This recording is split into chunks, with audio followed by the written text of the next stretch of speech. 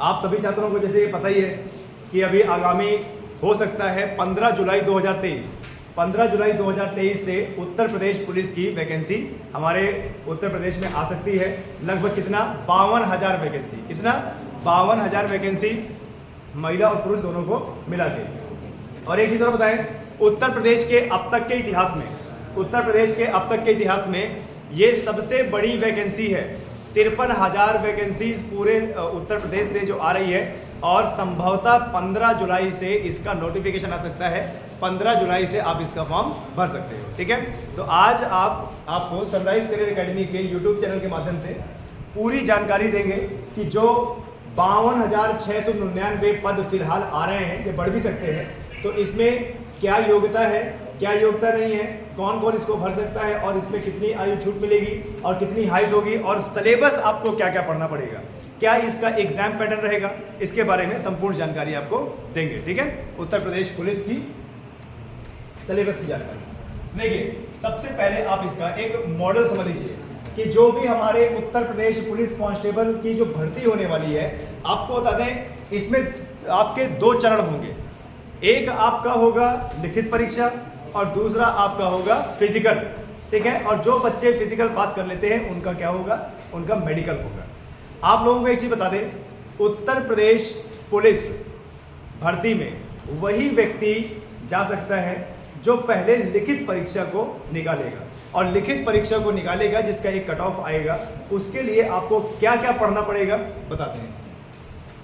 सबसे पहले देखिए, परीक्षा एक वास्तुनिष्ठ आधारित कैसी परीक्षा है ये लिखित परीक्षा है। क्या है? लिखित परीक्षा है। बकायदा आपके प्रश्न में, ठीक है, ध्यान दीजिएगा, प्रश्न पत्र जो आएगा उसमें टोटल 300 अंकों में कितने प्रश्न दिए जाएंगे? 150 के कितने अंकों के? 300, यानी एक क्वेश्चन कितने नंबर का होगा? 2 नंबर का होगा। क्लियर है? अब इस 150 क्वेश्चन में तमाम प्रकार का आपका जीके जीएस, आपकी हिंदी, आपका मैथ, आपका रीजनिंग और कानून की जानकारी और उत्तर प्रदेश पुलिस की जानकारी, सब इस 150 में आपका अच्छे से भरा जाएगा। क्लियर है? परीक्षा कुल 300 अंकों की होगी और जिसमें 150 प्रश्न होंगे और प्रत्येक प्रश्न के कितने नंबर मिलेंगे? 2 नंबर। और अगर आपका कोई प्रश्न गलत होता है तो उसमें 0.25 की माइनस मार्किंग भी रहेगी। 0.25 की माइनस मार्किंग का मतलब होता है 1/4 माइनस, ठीक है। आए समझ में? 1/4 की माइनस मार्किंग, यानी आप लोगों को यहाँ पर सतर्क भी रहना है कि जो भी 150 क्वेश्चन आ रहे हैं, आप जितने आपके सही हो रहे हैं उतने ही आप यहाँ पर करेंगे। कोई भी छात्र सट्टेबाजी नहीं करेगा और कोई भी छात्र अंधाधुंध टिक नहीं लगाएगा, क्योंकि 1/4 की माइनस मार्किंग है, ये आपके नंबर कम कर सकती है। अभी आपको बता दें, जब उत्तर प्रदेश पुलिस का नोटिफिकेशन आएगा और जब इसकी लिखित परीक्षा होगी, सभी छात्रों को 5 से 6 महीना पढ़ने का मौका मिल सकता है, सभी छात्रों को। और जो भी छात्र 5 से 6 महीना अपने आप को लग के दे देगा तो ये नौकरी फिर उसकी है। ध्यान दीजिएगा, अभी ऑफिशियली कोई नोटिफिकेशन आया नहीं है, ये एक अवधारणा है और आयोग से ऐसी उड़ती खबर आ रही है कि 15 जुलाई से हो सकता है फॉर्म भरेंगे। क्लियर है? चलिए, तो ये प्रारूप समझिए आप कि ये एक लिखित परीक्षा है। अभी तक ये परीक्षा ऑफलाइन होती थी, ठीक है, ये ध्यान दीजिएगा, अभी तक ये परीक्षा ऑफलाइन होती थी। ऑफलाइन का मतलब आपका एक सेंटर होता था, वहां पे आपको बुकलेट दी जाती थी। क्या दी जाती थी? बुकलेट। और बुकलेट में हिंदी और इंग्लिश में 150 क्वेश्चन छपे होते थे और उसके साथ में आपको OMR शीट दी जाती थी। और OMR शीट में आपको गोले भरने पड़ते थे, रोल नंबर हो गया और जितने भी विकल्प हैं, और जो भी विकल्प आपका रहेगा ABCD, उसी हिसाब से आपको गोला उसमें भरना पड़ेगा। क्लियर है? तो पहली बात तो ये हो गई, ठीक है। दूसरी बात, अभी तक आयोग ने ये कंफर्म नहीं किया है कि ये जो भर्ती है ये ऑफलाइन होगी या ऑनलाइन होगी।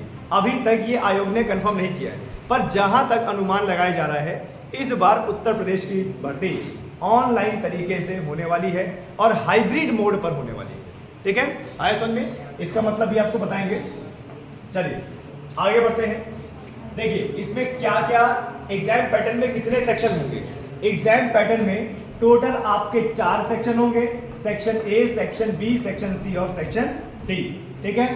जहां तक अभी आपको बता दें, उत्तर प्रदेश पुलिस का जो एग्जाम पैटर्न होता है, जो आयोग से निर्धारित होकर आता है, ठीक है, सामान्य ज्ञान के 38 प्रश्न रहते हैं 76 नंबर के, और सामान्य हिंदी के 37 प्रश्न रहते हैं 74 नंबर के, और संख्यात्मक और मानसिक क्षमता, संख्यात्मक और मानसिक क्षमता, ये जो इतना बड़ा बोल रखा है, ये केवल और केवल क्या है, मैथ है। इसके प्रश्न कितने होंगे, 38, कितने नंबर के, 76 नंबर के।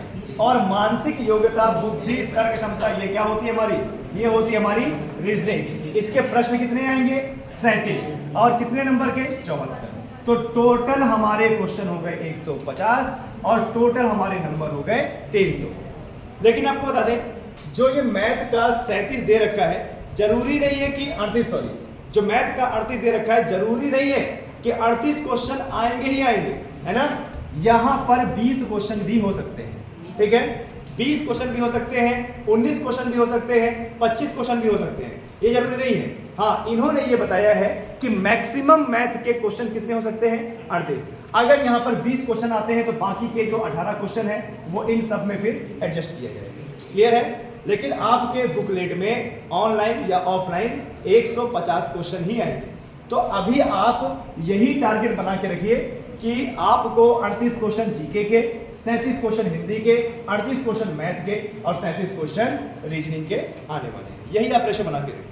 हालांकि अगर 38 में से 20 क्वेश्चन मैथ के आ गए तो ये हमारे लिए अच्छा है, मैथ के क्वेश्चन ज़्यादा सॉल्व नहीं करने पड़ेंगे, वो क्वेश्चन कहीं ना कहीं एडजस्ट हो जाएंगे, रीजनिंग में हो जाएंगे, हिंदी में हो जाएंगे या फिर जीके जीएस में हो जाएंगे, तो आपको यहाँ पर नंबरों का लाभ मिल सकता है। क्लियर है। लेकिन अगर यहाँ पर ये मान के चलिए कि अगर 38 आ गए तो ये आपको पता होना चाहिए कि मैथ का फिर आपको तरीके से अध्ययन करना पड़ेगा। एक एक चैप्टर के 2-2, 3-3 सवाल इसमें हो सकते हैं। क्लियर है। तो आप अभी 38 के हिसाब से ही तैयारी कीजिए, 20 के हिसाब से तैयारी मत कीजिए। ठीक है, चलिए बहुत बढ़िया, आगे बढ़ते हैं। इसका थोड़ा सा देख लेते हैं फिजिकल स्टैंडर्ड क्या रहेगा। उत्तर प्रदेश पुलिस का फिजिकल स्टैंडर्ड क्या रहेगा। फिजिकल स्टैंडर्ड मतलब कि क्या हाइट ली जाएगी, क्या वजन लिया जाएगा। ठीक है। यूपी पुलिस न्यूनतम ऊंचाई किसके लिए, पुरुषों के लिए। यूपी पुलिस न्यूनतम ऊंचाई पुरुषों के लिए है 168 सेंटीमीटर। कितना, 168 सेंटीमीटर। जिन बच्चों की हाइट एग्जैक्ट 168 सेंटीमीटर है वो थोड़ी बहुत मेहनत करें, कसरत करें, एक्सरसाइज करें, वो लगभग 169 और 170 तक रहे, क्योंकि जो भी छात्र बॉर्डर का होता है 168 सेंटीमीटर, उसके बहुत कम चांसेस होते हैं फिजिकल स्टैंडर्ड में पास होने। क्लियर है। तो जो भी छात्र 168 में है वो कोशिश करे, एक्सरसाइज करे, दौड़ भाग करे, ताकि 1-2 सेंटीमीटर उसकी हाइट और बढ़ जाए। और ऐसी बात नहीं है, अगर आप एक्सरसाइज करोगे तो थोड़ी बहुत हाइट आपकी बढ़ेगी। ठीक है। ये हाइट किसके लिए, देखिए यूआर का मतलब होता है जनरल, ओबीसी और किसके लिए, एससी के लिए। जितने भी छात्र, ठीक है, लड़के पुरुष 168 सेंटीमीटर ये उनके लिए है जो जनरल कैटेगरी, ओबीसी कैटेगरी और एससी कैटेगरी में आते हैं। ठीक है। वहीं पर इसी भर्ती में जो एसटी कैटेगरी के लोग होंगे उनको कितना होगा, 160 सेंटीमीटर। अब आपको एक चीज बता दें बच्चों, ये एससी और एसटी में कंफ्यूज मत होइएगा। एससी का मतलब होता है अनुसूचित जाति और एसटी का मतलब होता है अनुसूचित जनजाति, जो जंगलों में निवास करते हैं। इसका लेक्चर लिया था ना हमने, ये ध्यान दीजिएगा। उनके लिए है 160 सेंटीमीटर। बाकी एसटी को छोड़कर हमारी पूरी सभी हाइट क्या है, 168। बॉर्डर वाला जो छात्र है हाइट एक बार चेक करा लेगा, जो भी बॉर्डर में है 168 में है वो मेहनत करेगा और अपनी हाइट को बढ़ाने की कोशिश करेगा। ये क्लियर है। ओके। अब यूपी पुलिस में सीना, चेस्ट का माप करें तो चेस्ट की बात करें तो देखिए पुरुषों के लिए कितना है, मिनिमम 69 सेंटीमीटर बिना विस्तार के, मतलब बिना फुलाए। ठीक है, 79 सेंटीमीटर बिना फुलाए। और जब फूलना है तो 5 सेंटीमीटर एक्स्ट्रा फूलना चाहिए। तो 79 में 5 हो जाएगा तो कितना हो जाएगा, 84। क्लियर है। आईएसओ में इतना आपका कम से कम सीना इतना होना चाहिए।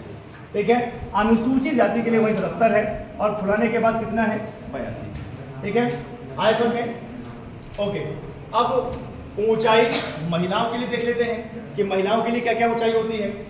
यूपी पुलिस में जो सबसे कम ऊंचाई है, जनरल के लिए, जनरल वाली महिला, ओबीसी की महिला और एससी की महिला 152 सेंटीमीटर। कितना है भाई, 152 सेंटीमीटर। मैं फिर से आपको बता रहा हूं कि देखिए 152 सेंटीमीटर लड़की जिसकी एग्जैक्ट हाइट है वो लड़की 152 लेके नहीं चलेगी कि भाई मेरी 152 हाइट है तो मेरा तो हो ही जाएगा। आपको बताते हैं जब वहाँ पर लड़कियाँ बहुत सारी पहुँचती हैं तो ये जो लिखा हुआ है 152 नंबर, इसको इग्नोर किया जाता है। ठीक है, ध्यान दीजिएगा, इसको क्या है, इग्नोर किया जाता है। 152 सेंटीमीटर के लगभग लड़कियाँ नहीं ली जाती है। हाँ, इसीलिए आप लोगों को थोड़ा सा प्रैक्टिस करना है, दौड़ भाग करना है। इसको लगभग 153 जरूर कीजिए ताकि वहाँ पर आप लड़ सकें कि भैया मेरी हाइट 152 है। ठीक है, एग्जैक्ट में आप नहीं लड़ सकते क्योंकि देखिए जब हाइट नापी जाती है तो हमारे खड़े होने के तरीके से भी 1-2 सेंटीमीटर या तो घट जाती है या तो बढ़ जाती है। ये हमारे खड़े होने के तरीके से पता चलता है। इसीलिए आप लोग अभी से प्रैक्टिस कीजिए।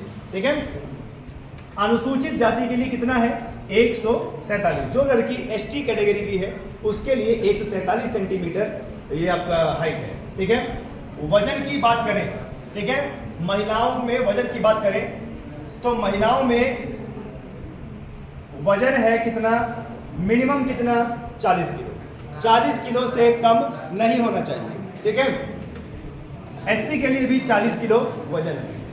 जो भी लड़कियां 3-3 पाव 4-4 पाव की हैं, ठीक है, वो अपना वजन बढ़ाए, वो अपना क्या है, वजन बढ़ाए।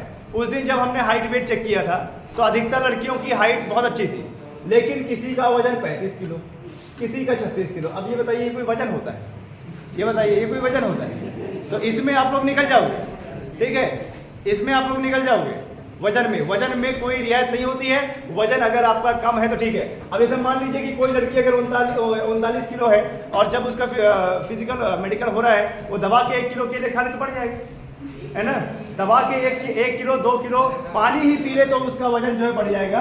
पर बात देखिए ये है कि आपका जो वजन है लड़कियों का, आपको बता दें 40 किलो से किसी भी हालत में कम नहीं होना चाहिए। और फिर बोल रहा हूँ 40 किलो मत कीजिए, कभी कभी घबराहट की वजह से वजन कम हो जाता है। अब घबराहट की वजह से वजन कम हो जाएगा, फिर वहां से बाहर आ जाओगी तुम, है ना। तो अपना जो वजन है वो लगभग रखो 45 किलो। ठीक है, लगभग करो जो है 45 किलो। आया समझ में, आया समझ में। इतना भी वजन नहीं रखना है कि आप वहां पर दौड़ ना पाओ, इतना भी वजन नहीं रखना है कि दौड़ पाओ। इसलिए सुबह शाम प्रैक्टिस कीजिए, एक्सरसाइज करिए और खूब खाइए पीजिए। तो ये आपको फिजिकल स्टैंडर्ड समझ में आ गया। किसी को कोई डाउट है यहाँ पर, किसी लड़का या लड़की को डाउट है यहाँ पे हाइट को लेकर और वजन को लेकर? लड़कों आपको कोई डाउट है? आगे बढ़े हम, चलिए, बहुत बढ़िया। अब जरा रेस देख लेते हैं। यदि लड़कों और लड़कियों आपने अगर पेपर निकाला और कट ऑफ में आपका नाम आया तो फिर आपको बुलाया जाएगा दौड़ के लिए। ठीक है, लड़कों के लिए, पुरुष के लिए दौड़ है 4.8 किलोमीटर 25 मिनट में, जो सनराइज करियर अकेडमी के लड़कों के बाएं हाथ का खेल है कि नहीं, बताइए, है ना। बाएं हाथ का खेल है, ये तो हम क्रॉस करी जाएंगे, इसमें क्या दिक्कत होगी। ठीक है, महिलाओं के लिए जस्ट आधा 2.4 किलोमीटर 14 मिनट में, और ये भी हमारे छात्रों के लिए बाएं हाथ का खेल है। क्यों मनोजा, तुम तो दौड़ी लोगी, जब तुम छिपड़ी परिवार दौड़ते दौड़ते आती है तो यहाँ भी दौड़ी लोगी, है ना। ये आपको दौड़ना पड़ेगा जब आप एग्जाम निकाल लोगे। ध्यान दीजिएगा, लड़कों के लिए 4.8 किलोमीटर 25 मिनट में और लड़कियों के लिए 2.4 किलोमीटर 14 मिनट में। ये होती है रोड में दौड़। ये दौड़ कहाँ होती है? रोड में। ठीक है, डामर वाली रोड में होती है, लेकिन इस बार दौड़ कहाँ कराते हैं हम नहीं बता सकते, लेकिन फिर भी आप ये मान चलिएगा 99% कहाँ पे होती है? रोड में होती है। क्लियर है? चलिए, तो दौड़ के बारे में समझ में आया कि कितना दौड़ आपको दिया जाएगा। ठीक है, सभी छात्रों को देख लीजिए। चलिए, अब थोड़ा सा हम क्या करते हैं, सिलेबस को देखते हैं। देखिए, किसी भी एग्जाम को निकालना, किसी भी एग्जाम को निकालना सबसे बड़ी जड़ होती है उसकी सिलेबस, उसका सिलेबस। अगर आपको सिलेबस रटा है उस एग्जाम का, अगर आपको सिलेबस रटा है तो ये मान के चलिए कि वो एग्जाम फिर आपका है। अगर आपको अच्छा खासा सिलेबस रटा है, और अगर आपको सिलेबस नहीं रटा है तो फिर थोड़ी सी दिक्कत की बात हो सकती है। ये बताइए, हमारा लक्ष्य थोड़ा दूर है और हमें रास्ता पता ही नहीं है कि किस रास्ते से जाना है ना, दिशा पता ही नहीं है, तो हम अपने लक्ष्य में कैसे पहुंचेंगे? पहुंचेंगे कभी लक्ष्य में? नहीं पहुंच पाएंगे। इसीलिए सही किताबें, सही मार्गदर्शन और सही पढ़ाई आपको अपने लक्ष्य की ओर ले जाएगी, सफलता दिलाएगी। क्लियर है? ये ध्यान दीजिएगा। आगे देखिए, सिलेबस देखते हैं क्या क्या है, क्या क्या आपको पढ़ना पड़ेगा। चिंता नहीं करना, ये PDF पहुंच जाएगा आपके पास। ठीक है, तो देख लीजिएगा। सबसे पहली बात तो करंट अफेयर, आज जितने भी जितने भी एग्जाम हो रहे हैं सबसे ज्यादा फोकस किस में किया जाता है? करंट अफेयर में किया जाता है। ठीक है, तो करंट अफेयर के लिए एक बहुत अच्छी किताब है, मैं आपको बताता हूं, जिसका नाम है स्पीडी। क्या नाम है? स्पीडी। ये जो किताब है ये वार्षिक आप लीजिए, 2 साल का लीजिए, 2 साल का, एक 2023 का भी आ गया होगा और एक 2022 का, ये दोनों साल का आप कवर कर लीजिए। क्लियर है? तो ये स्पीडी किताब ले लीजिए, करंट अफेयर के लिए बहुत अच्छी किताब है।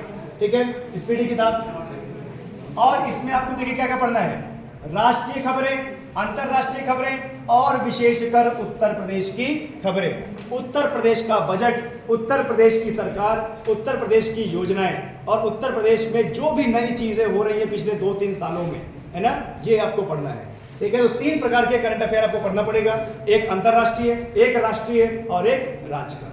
तो स्पीडी किताब बहुत अच्छी है, इसको ले लीजिए। ठीक है, आगे देखिए, सामान्य विज्ञान, आपको सामान्य विज्ञान पूछा जाएगा। सामान्य विज्ञान की 3 शाखाएं होती हैं, कौन सी? फिजिक्स, केमिस्ट्री और बायोलॉजी। तो ये 10वीं तक के लेवल का आपको पढ़ना पड़ेगा। इतिहास पढ़ना पड़ेगा, और इतिहास में देख लीजिए, इतिहास में क्या क्या पढ़ना पड़ेगा, जितना ये छोटा लिखा है ना उतना ये बहुत बड़ा विशाल भी है। इतिहास में आपको देखिए कौन सा? प्राचीन इतिहास, और बताइए मध्यकालीन इतिहास और आधुनिक इतिहास, और एक और आता है राष्ट्रीय आंदोलन। क्या आता है? राष्ट्रीय आंदोलन। किसी भी सरकारी नौकरी का एग्जाम निकालने के लिए आपको राष्ट्रीय आंदोलन पता होना चाहिए, राष्ट्रीय महत्व पता होना चाहिए।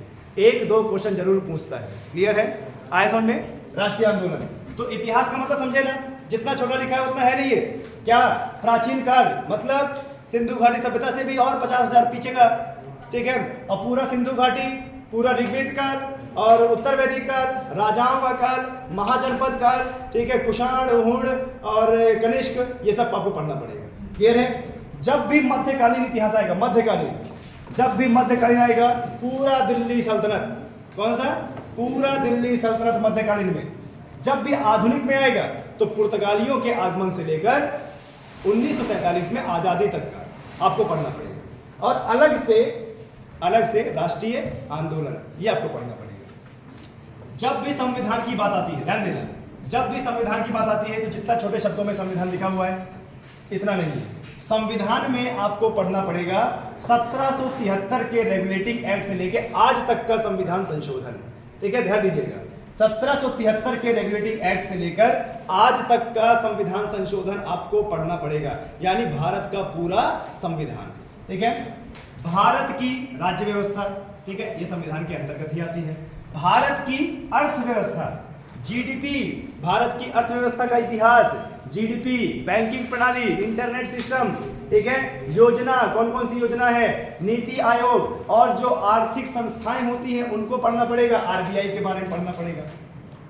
भारतीय संस्कृति, भारतीय संस्कृति, अब भारतीय संस्कृति का मतलब हमारे भारत की जो भी संस्कृति है, हमारे भारत की कला, हमारे भारत की नृत्य, हमारे भारत के कपड़े, हमारे भारत के त्यौहार, हमारे भारत के मंदिर, हमारे भारत के खाद्य पदार्थ, ये सब आपको किसमें पढ़ना पड़ेगा? भारतीय संस्कृति में। इसके बाद देखिए क्या क्या है और देख लीजिए, भारत की कृषि, वाणिज्य एवं व्यापार, प्राकृतिक संसाधन, भारत और उसके पड़ोसी देश के बीच संबंध, सीमा रेखा, राष्ट्रीय तथा अंतर्राष्ट्रीय खबरें, पुरस्कार, सम्मान, महत्वपूर्ण दिवस आपको याद रखने पड़ेंगे। खेल कूद में कौन व्यक्ति है, कौन व्यक्ति नहीं है, और हमारे भारत का क्या नंबर है खेल कूद में। अनुसंधान केंद्र और खोज, ये हर एग्जाम में आता है। पुस्तक और उनके लेखक, उत्तर प्रदेश में राजस्व, पुलिस और सामान्य प्रशासनिक व्यवस्था, यानी उत्तर प्रदेश की कानून, सीपीसी, आईपीसी धाराएं, सीआरपीसी, आईपीसी धाराएं, ये भी आपको पढ़ना पड़ेगा। क्लियर है? इन सब को मिला के हमारा अच्छा खासा जीके जीएस बनता है। इतने हल्के मत दीजिएगा उत्तर प्रदेश पुलिस को। ठीक है, चलिए और बता देते हैं आपको इसमें क्या आएगा। कभी भी अगर आप हिंदी की आप बात करेंगे तो देखिए, हिंदी में रस, अलंकार, समास, पर्यायवाची, विलोम शब्द, तत्सम और तद्भव, संधि विच्छेद, वाक्यांश के लिए शब्द निर्माण, लोकोक्तियां और मुहावरे, वाक्य संशोधन, लिंग, वचन, कारक और वर्तनी, ये इतना पूरा आप जो है अच्छे से रट लीजिएगा। हिंदी में आपके 37 में से 37 आने चाहिए। हिंदी में आपके 37 में 37 आने चाहिए, ध्यान दीजिएगा। हिंदी का सिलेबस बहुत छोटा होता है, स्टैटिक होता है, चेंज नहीं होता है, इसको पूरा रख लीजिएगा, देख लीजिए, इतना ही सिलेबस है हिंदी का। रस, अलंकार, समास, पर्यायवाची, विलोम शब्द, तत्सम, तद्भव, संधि, वाक्यांश के लिए शब्द निर्माण, लोकोक्तियां, मुहावरे, वाक्य संशोधन, लिंग, वचन, कारक और वर्तनी। ठीक है, आए समझ में? ओके, अब आते हैं मैथ का सिलेबस। देखिए मैथ का सिलेबस में क्या क्या आपको करना है, और मैथ ही आपको बता दें इस पूरे उत्तर प्रदेश पुलिस के रीढ़ की हड्डी है जो आपको बड़ी तकलीफ देगी। ठीक है, आपको बता दें मैथ का सिलेबस बड़ा तकलीफ देगा। देखिए औसत चैप्टर, संख्या पद्धति, अनुपात समानुपात, मिश्रण, प्रतिशत, बहुत बड़ा चैप्टर है प्रतिशत, लाभ हानि, साधारण ब्याज, चक्रवृद्धि ब्याज, समय, कार्य और दूरी। देखिए आपको एक बता दें, समय कार्य ये अलग है और समय चाल और दूरी ये चैप्टर अलग है, हालांकि इसमें दोनों जोड़ दिया गया है। देखिए समय और कार्य ये चैप्टर अलग है, समय चाल और दूरी जो भी एकेडमी में पढ़ाया जा रहा है ये अलग है। तो यहाँ पर 2 चैप्टर हुए। ठीक है, बीज गणित, दशमलव और अंश, संख्याओं के बीच संबंध, लासा मासा है ना, और क्या है सरलीकरण। इसमें एक चीज और जोड़ी है, क्या? क्षेत्र नीति। क्या है? क्षेत्र नीति। इतना सारा चैप्टर आपके उत्तर प्रदेश पुलिस में आएगा, मैथ का चैप्टर। यानी इसके लिए सबसे बढ़िया किताब कौन सी? आर.एस. अग्रवाल। ठीक है, कौन सी किताब है? आर.एस. अग्रवाल सबसे बड़ी किताब है। बाकी आपको बता दें और भी हम अपनी तरफ से आपको मटेरियल देंगे, लेकिन अगर आप पर्सनल एग्जाम के लिए कर रहे हो तो आर.एस. अग्रवाल बहुत अच्छी किताब है। ठीक है, चलिए तो मैथ के सिलेबस में किसी को कोई दिक्कत? आगे बढ़ें, आगे देखिए रीजनिंग का सिलेबस क्या है। ठीक है, रीजनिंग का थोड़ा सा बड़ा सिलेबस है, क्योंकि रीजनिंग में 38 क्वेश्चन 37 क्वेश्चन तो आपके आएंगे ही आएंगे, कंफर्म है ये। यानी आपको रीजनिंग के लगभग सभी चैप्टरों का अध्ययन करना पड़ेगा। मौखिक तर्क, रक्त संबंध, गैर मौखिक तर्क, घड़ियां और कैलेंडर, अंक गणित, अक्षरांकीय तर्क, कोडिंग डिकोडिंग, दृश्य तर्क यानी जो चित्र वाले होते हैं, विश्लेषणात्मक तर्क, समस्या को सुलझाना, मतभेद, अंतरिक्ष दृश्य, आंतरिक होगा चाहिए इसमें, आंतरिक बोलते हैं ना कौन सी आकृति छुपी हुई है ना, डेटा की तार्किक व्याख्या, डेटा दिया जाएगा, तर्कों की प्रबलता, निर्णय लेना और क्या? वर्गीकरण। इतना आपके जो है रीजनिंग में आएगा, 38 क्वेश्चन यहां से बनेगा। ठीक है, ये ध्यान देना है। आगे देख लीजिए, तो आगे आपका सिलेबस ही खत्म। इतना चीजें आपको उत्तर प्रदेश पुलिस के लिए पढ़ना पड़ेगा, तब जाके आपका उत्तर प्रदेश पुलिस निकलेगा। तो छात्रों जो सिलेबस आपने देखा अभी, ये देखिए करंट अफेयर, ये सारी जीके जीएस, उसके बाद हिंदी इतनी सारी, उसके बाद जो है देखिए यूपी पुलिस का ये मैथ का सिलेबस, उसके बाद ये रीजनिंग का सिलेबस। ठीक है, आप बताइए क्या ये 2-3 महीने का खेल है? ये बताइए, आप खुद भी अगर ये किताबें लेकर पढ़ना चालू करोगे तो कम से कम 6 महीने लगेगा इतना सिलेबस कंप्लीट करने के लिए, वो भी बेसिक सिलेबस। पूरा सिलेबस तब भी कंप्लीट नहीं होगा, है ना। तो इसी सिलेबस से आप लोग अंदाजा लगा लीजिए कि इस भर्ती में अगर आपको अपना नंबर चाहिए, अपनी सीट निकालना है, तो आपको किस तरीके से पढ़ना पड़ेगा। क्लियर है? चलिए बंद कर दो इसको।